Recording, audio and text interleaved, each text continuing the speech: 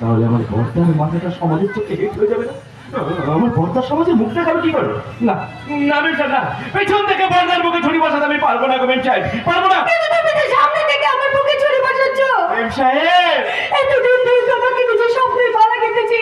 আমার সেই ভালোবাসাকে মিথ্যে বলো, বলি বলো, বলো তুমি আমাকে ভালোবাসো না? বলো বলি বলো,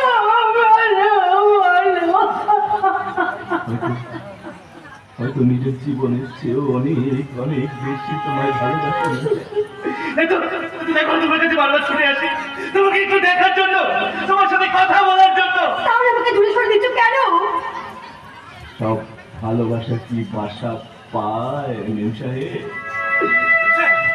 যাকে কাছে রাখলে ভালো লাগে না, তাকে কাছে রাখা যায় না। সোজা কথা সোজা করে বলা যায় না, এটাই জীবনের সংজ্ঞা। আমার জীবনের সংজ্ঞা কিন্তু একটু আলাদা। একটাই জীবন, একটাই মুহূর্ত, একটাই ধর্ম। ভালোবাসা ছাড়া আর কোনো ভাষা নেই। প্রতিভা ছাড়া পুজো হয় না। তাই আমার ধর্ম আমি তোমার হাতে তুলে দিলাম। তুমি আমাকে এভাবে আর দুর্বল করে দিও না, তুমি আর দুর্বল করে দিও না। তুমি দয়া করে এখান থেকে যাও যাও। না, আমি করতে যাবো না। তুমি যখন আমি বলতে বলছিস আমি তোমায় ভালোবাসি। না আমি তোমার কাছে বারবার হাত জোর করে একটাই কথা বলছি মেম সাহেব, এই কাজ তুমি করো না।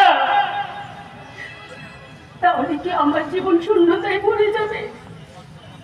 শূন্যতাই যে পূর্ণতা আনে মেম সাহেব, শূন্যতাই যে পূর্ণতা আনে।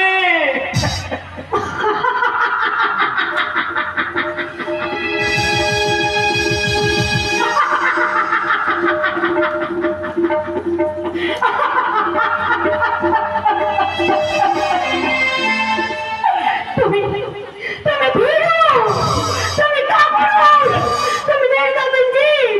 আমি তোমাকে ভালোবেসে ভুল করেছি।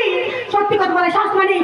বেরিয়ে যাও, বেরিয়ে যাও, আমার চোখের সামনে তুমি বেরিয়ে যাও, বেরিয়ে যাও, বেরিয়ে যাও,